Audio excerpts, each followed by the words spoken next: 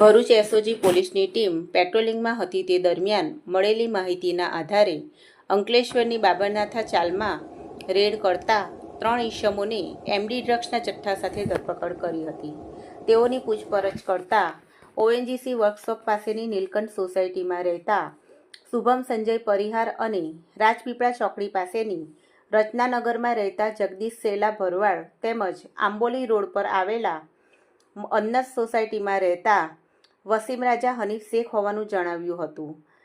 SOG પોલીસે તેઓ પાસેથી ₹79,400ની કિંમતનો એમડી ડ્રગ્સનો જથ્થો, 10 લાખની 4 વ્હીલ